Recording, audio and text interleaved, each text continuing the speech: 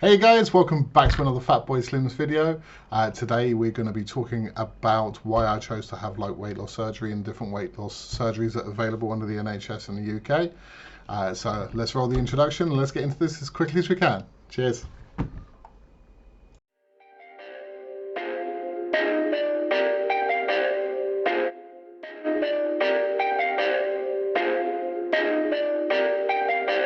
Perfect. Thank you very much for finding my video today. If you want to hit the subscribe button, hit that bell icon. It'll make sure that you never miss another video again. Thank you very much and enjoy the content. So in today's video, I want to talk a little bit more about my life story as to why I chose to have weight loss surgery, what prompted this decision, why I believe it was the right decision to do for me, and why I believe it's not the right decision to do for everybody. I've recently been having a very long conversation with a young member of a weight loss support group on Facebook who came to me with a lot of questions. I'm not going to go into the details of her situation, but it did kind of prompt me to start thinking about this type of video and how some people see weight loss surgery as an easy answer to a difficult question and how there's a lot of wrong information about weight loss surgery out there. Right, so let's start with me. It's the easiest place for me to start from. So in my life, I've been up to 170 kilograms in weight. I lost that and went back down to 89 kilos. From there, I went back up to 140-ish kilos and then went back down to 100. Then went back up to 151.5 kilos, which is what I was at the beginning of this weight loss journey. The course of those up and downs has been going on since, mid-20s, something like that. Early 20s maybe. So I really have battled with weight since I was around 10 years old. Before I started my weight loss journey using a gastric bypass this time, I had several illnesses which were due to excess weight that I was carrying. I had high blood pressure, high cholesterol, type 2 diabetic, sleep apnea, obesity hyperventilation syndrome, and had several warnings from my doctor that I was prone for heart attack or strokes within the next 10 years if I carried on that. For those of you who don't know what sleep apnea is, that's when your throat closes when you're trying to sleep. As soon as you hit the deep part of sleep, you fail to breathe. And your body wakes you up to the point where you can breathe again, and then you fall back to sleep, and the majority of the time you don't know it's happening. When I had my first sleep study done, it was found that night, for every hour of sleep, I woke up 64 times. So basically, I wasn't even sleeping for as long as a minute in any hour during the night. And then what obesity hyperventilation syndrome means is that while I was sleeping, because of the extra weight of my chest, I wasn't expelling the CO2 gases from my mouth properly, and I was breathing those back in, which meant I was waking up extremely tired because of sleep apnea, and normally with a bad headache as well because I'd literally been breathing in nothing but CO2. So the solution for that is something I still have. It's called an IPAP. You may have heard of a CPAP, which is the basic version of a machine. An IPAP does two different stimulating breathing into you. So one's a stronger one, then one's a weaker one. So even when you're breathing out, it's still pushing air in to clear all the CO2 away from your face and supply you with fresh air for you to breathe. I still currently am on my sleep apnea machine, and I'm still on my high blood pressure and high cholesterol medication due to coronavirus lockdown. I haven't been able to have blood tests or more sleep studies of showing what a gastric band looks like, but it's literally a small band which is inserted around your stomach to create a small pouch at the top. From it comes a tube which goes to just under your skin on your stomach, where they fill it with saline solution, which tightens the band, or they would take out saline solution, which loosens the band, so you kind of have a controlled, slow tightening of the band So gradually over time you can eat less and less. It's completely reversible. It's completely temporary. You can have it removed whenever you want, and it's seen as the kind of the lowest grade of weight loss surgery you can have. The next tier up from that is a gastric sleeve. Now there are some people that love gastric sleeves, some people that love bypass. Me, I lean towards bypass myself. A gastric sleeve, and again, I'll put another picture up just over here of what a gastric sleeve looks like. And it's literally a stapling of the stomach to create a long sleeve from the esophagus to the intestines, and a portion of the stomach's removed. So they're basically just cutting away a large part of your stomach, leaving a small amount there for you to use, so therefore you eat less and you lose weight. Now I chose a gastric bypass, and there's several reasons why I chose a gastric bypass over a gastric sleeve. Through my whole life I've had this battle so much that I wanted to have the final solution pushed upon me, and the gastric bypass is the final solution. A gastric sleeve, from what I've read, can actually be changed into a bypass if the person having a gastric sleeve then starts making mistakes and starts putting on weight. Whereas once a gastric bypass is done, that's it, it's final. There is nothing else. And that's the kind of pressure I wanted on me, to make sure that when I start being able to eat more things and to enjoy meals a little bit more, that I remember it, which is another reason why I started this channel in the first place, because in 2 years' time I want to be able to look back at these videos, look back at my thoughts and my feelings, and actually understand what I went through and why I put myself through it. So a gastric bypass is the more complicated the operation. So they cut around the top of the stomach. Again, there should be a photo about here for it. They'll cut around the top of the stomach. They'll take part of the lower intestines and attach that to the new pouch that they've made. The rest of the stomach will be left in place. Unlike a sleeve, it's not removed, it's left in place. So that stomach will supply digestive juices to the intestinal tract to help you digest food. Now, having the lower intestine attached to your pouch is beneficial in the way that it will give less intestinal tract for you to absorb calories, so you have a lifelong calorie loss from food. And as I said, for me it just felt like the most committed option. It felt like the most extreme option. It's the option that generally leads to the highest amount of weight loss. And when I sat with my surgeon for the first time and we discussed it, I said gastric bypass is what I would like, and explain my reasons behind it, similar to what I've just done now.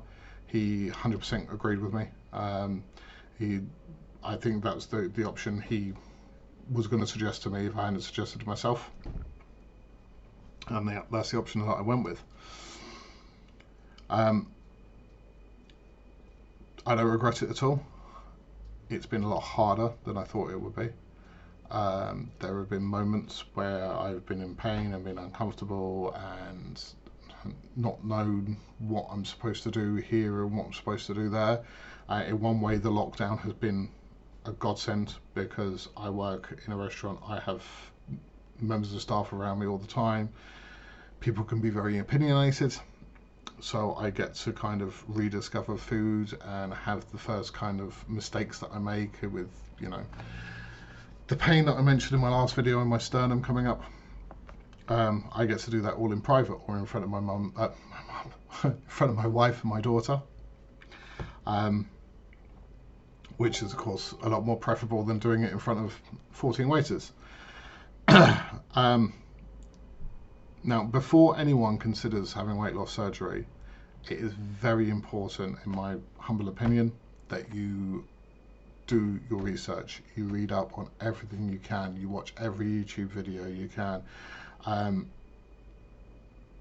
Going back to the person that I was talking about before, the young lady who contacted me, she was 22 years old, had a BMI of only 30, which is only, what is it, 4 points above being slightly overweight or whatever it is. it's fairly close to the normal weight zone, if I remember correctly. And 22 years old, and the only reason she could come up with as to why she wanted this was because she felt it would make her feel less depressed. And I kind of went back with, you know, maybe you need to look at the other reasons why you're feeling depressed, because it sounds to me like you're just shoving all your negative feelings on your life on weight. And when I was younger, I made that mistake with other things. When I was depressed, and I blamed it all on the job I was doing at the time, or the person I was seeing at the time. And more often than not, it's a problem that's inside you that's making you feel that way, and that's what you need to deal with. You know, dumping that girl or quitting that job never helped me feel any better. Becoming more confident in myself is what made me feel better. And I'm sure anyone else, you know, watching this video who's been through similar things will agree. So let's talk about a few negatives of weight loss surgery that you should really consider and really look into before you make any decisions. And they're things that aren't often talked about. I don't know why, but they're not often talked about. So number one, something which, thank God, I haven't had yet: dumping. The term dumping literally means when your stomach dumps too much food into your intestinal tract in one go. Now, dumping, from what I've read, can be caused by many things. The most common things to cause dumping are high fat food or high sugar foods, because they will slide easier into your intestines. And there's also two types of dumping. There's fast acting dumping, which is when the food literally goes into your intestines, and from what I've been told, it causes quite painful and explosive diarrhea for an hour or two, with little to no warning. And then there's type 2 dumping, or slow acting dumping, which is when food gets stuck in your intestinal tract, and it can cause something which feels like a diabetic hypo, where you feel very weak, very shaky, you need to lie down for an hour or so, and generally you need something a little more higher carbohydrate or higher sugar, just like a diabetic hypo, to bring yourself back out of it. Then there's hair loss. If you do not keep up with your protein intake, with your vitamin intake, your body will become malnourished, and when your body becomes malnourished, things that easily suffer are hair and nails and other things that your body needs the nutrients to grow. So if you're not keen on making sure you're getting enough protein or tracking what you're eating, you're not going to be able to do this. Obviously, the longer you do it, the more you kind of be able to eyeball things and that kind of stuff. But in the beginning, everything I ate, I tracked, and all the plans that I received from the hospital, I followed to the letter. Then there's meds for life. So I actually have my medication all here. So I have Phosphor. That's the multivitamin tablet, which I am having to take one a day off. Then there is, I'm not even going to attempt to pronounce it. Wow, yes, got it up there. This one is for stomach ulcers, and I believe you have to take for 6 months.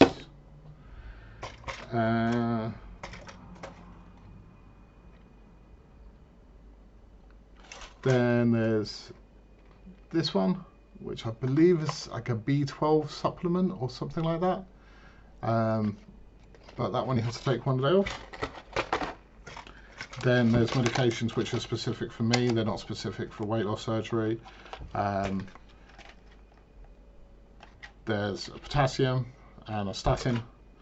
And these ones are for high blood pressure and high cholesterol. And apart from the one which is for stomach ulcers, which only lasts 6 months, all of those tablets I have to take every day for the rest of my life unless a doctor tells me otherwise. I was a bit surprised because I heard about how quickly a gastric bypass can get rid of a lot of the things that I suffer from. But that's the problem with having my surgery right on the cusp of an emergency situation and lockdown, is that, you know, I can't go get my bloods tested. I can't go see a doctor regularly to have my blood pressure checked. So I can't tell if I really still need to have the high cholesterol and the high blood pressure medication. But at the moment, I still have to take it. So those are the meds that I'm on. Being 38 years old, that seems like quite a lot to me. So the next thing is meal plans and preparation. You need to do it, especially during the pureed stage and stuff like that. You're eating so little that you actually have to do a bit of maths and use something like MyFitnessPal or a calorie counter, and, you know, the amount of meals I've created by making all the ingredients and then trying to decide how much I'm going to eat, and then, you know, the whole thing weighs 500 grams. I'm going to eat 100 grams, so that I get the whole recipe, and then one serving is 100 grams or 500 grams, and work it all out. So I actually have an idea of what I'm putting into my body and making sure I'm hitting all the things. It can be complicated, but it's a necessity. I'm probably a little more obsessed with planning than most people. It's part of, you know, being a manager. That's what I do. I plan. Then the next thing you should think about is the fact it may not work. There are people out there that it does not work for. I've been on a stool for a little while now. I thought I just got over my stool, but it seems to be with me again at the moment. And every time that I step on the scales and they haven't changed, I start thinking about maybe it's not working on me. But you block that out and you carry on going. But I think it's something like 2% of people it doesn't work on at all. So you may end up going through dumping, medication for life, hair loss syndrome, all the meals and all the plans, all that kind of stuff. And then it doesn't do anything, it doesn't work. You still retain the excess weight, which means the illnesses that you're trying to lose don't go away and you're stuck. Then there's pain. Now, for me, the biggest pain that I've had is, like talked about before, the sternum, where I've not chewed things properly or I've eaten too much too quickly. But then you've got, you know, the pain after surgery. It's major surgery. It's going to hurt. Then you've got the surprise of not knowing what is going to make you react. I was on a Facebook group the other day, and I was saying I was going to make chili con carne for my family, and I asked for suggestions of what to have instead of rice. Rice is one of the things that is known to trigger dumping because of the high carbohydrate content. And also anything that's likely to expand in your stomach. So you could eat a small amount of it, but then in your stomach it will expand because of the liquids in there and stuff, and can cause pain. So I was very keen to avoid that. So there's, you know, rice, white breads, pasta, those kind of things aren't very good for you in your first few months. So I was asking people what they suggest. Quite a few people suggested a jacket potato, and I thought, yeah, jacket potato, that sounds quite nice. And then one lady on there and said, have you tried jacket potato since your surgery? And I admitted, no, I haven't tried jacket potato. I've had boiled potato, I've had mashed potato, but I haven't had jacket potato. And she said to me that she was 11 years post-op, and still every time she tried to eat any jacket potato, she would be in bed for 2 to 4 hours in severe pain because of the jacket potato. She's the only person that I know that said that. I had maybe 30 responses on this thread saying jacket potato, jacket potato, jacket potato. You never ever know until you try what is going to make you react. That's why whenever you go through this surgery, there is no definitive list that they're going to give you of saying avoid this, avoid this, avoid this. There's a few things like the rice and the white bread that I was speaking about that will affect everyone, but there is no definitive list. And if somebody tries to give you one, don't believe it, because there's not. what is going to destroy somebody else is going to be fine on you, and what's fine on you is going to destroy somebody else. It's just the way it works. So, you know, you could be out for a nice meal with friends and family, you know, a few months after surgery, try something new, and you might end up going home because you might end up in extreme pain or with dumping syndrome or something like that. And this stuff will last for the rest of your life. You have to remember, weight loss surgery is not a 3 months, 6 months thing. If you're going for a sleeve or a bypass or a mini bypass or something along those lines, it will affect every decision you make for the rest of your life. That's what the 22-year-old that I was talking about earlier could not understand. She couldn't understand that she was going to be doing something for the sake of 10 kilos maybe to lose that would affect the rest of her life. So my last 2 points kind of roll into one. On my notes written in front of me, I've got stigma and weight loss not the answer for all of life's issues. I went into this subject a lot more deeply on a video before, which I'll link at the end of this video, about whether you should tell people or not. But there is still a massive stigma on weight loss surgery, that people think you're using it as a magic wand to wave and to fix everything in your life, and it's not like that. Being skinny will not fix your life. Being skinny will not make you a celebrity, or not make you a superstar. It will not make you richer. It will not make your relationship work if it's not working. It will not make you get that promotion at work. It is there as a tool to help you stay alive. That's what it's designed for. It's designed to keep you healthy, and so you don't die of diabetes or other weight related issues. So to anyone who thinks that weight loss surgery is a negative thing, sorry, but you know, you want to come at me because I've had weight loss, come at me. You do not know what you're talking about, and I hopefully do. But likewise, being skinny is not going to answer the questions that you have of life. It's not going to fix everything wrong you have in your life. Being slim is great. It makes you body confidence. You know, I've been slim as an adult. I put it on again, I've been slim, and I like the reaction that I got from people. I like the clothes that I could wear. I like the way that I could develop more of a fashion sense and a style and everything like that. Because, you know, when you're buying 5XL stuff from Giacomo, you buy what you can afford and what fits. You don't buy what you think looks good. And even if you do think, you know, you like the design of the t-shirt, it's not going to look good on you like it would on somebody who's slim. So don't go into this whole subject thinking that this is your magic answer, because it's not a magic answer. It really, really, really isn't. It is a hard decision to make. It will affect the rest of your life, and it's something which should be done for the right reasons. So I've kind of touched on everything that I want to say there, but what I would really love is, I would love if the people watching this video can tell me some of their stories, or tell me some of the things that they wish they knew going into it, or ideas of what they would like to see as content about my journey or about weight loss surgeries in general. You know, I'm under lockdown, I've got plenty of time to research stuff, so drop some notes in the comments below. If you've enjoyed this video, chuck a thumbs up on it. If you've not enjoyed the video, put a thumbs down on it, but let me know why. And I will try and get the content better, and I will try and improve things. And I'm really thankful for the people that watch this video and support me so far. Viv, I'm looking at you, you're amazing. I had some nice comments from a lady called Gina as well.